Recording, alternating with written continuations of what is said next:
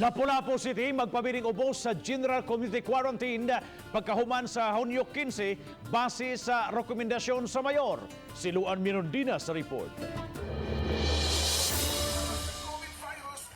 Bisan sa nasinating pagbunok sa uwan kagahapon, padayon ang mga sakop sa crisis management team, pagpahigayon og community engagement sa sitio firing range ug sa sitio New Lipata, Barangay Pusok. Sa naaswing barangay, partikular na sa sitio firing range, may 14 ka mga sakop sa usa ka pamilya ang natakbuyan sa COVID-19. Busa gihingusgan sa crisis management team ang kamahinungdanon sa kooperasyon sa komunidad aron kapugngan ang pagtakod ug pagtakboy sa uban.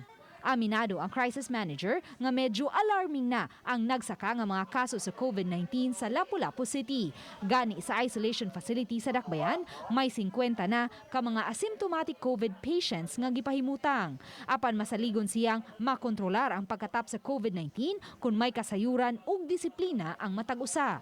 Ning nagpadayong hulga sa COVID-19, pabiling gihimug-atan sa mga health officials ang proper hygiene ug ang kanunay pagsulub og face mask aron malikayan nga matakbuyan sa naasing balatian.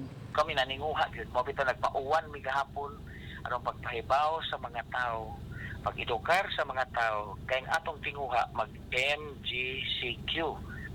Meaning kinahanglan mo saka-saka lang atong status aron makabalik-balik na o makabalik na o panabahong uban. Karong adlaw, gikatakdang magtigom ang IATF aron hisgutan ang rekomendasyon alang sa ipatumang community quarantine classification sa matag Dakbayan pagkahuman sa Hunyo 15. Kung tugutan ng LGU nga makahukom, buot ni Mayor Jonard Ahong Chan nga magpabilin sa GCQ ang Lapu-Lapu City. GCQ lang sa target may kay naman tayo nga kita good no with the contact tracing and there are some cases magud may may mga cases sa mga igo sa positive na to nga they are working in some of them are working in the company ato patong i-trace no.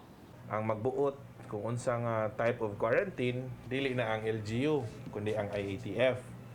So maghuwa ta unsay decision sa IATF ug unsay status sa Lapu-Lapu by June 15. But kami lay pagbuton, we're hoping na GCQ lang unta. Uban ni Godfrey Rilien, Luan Mirondina, Balitang Bisdak.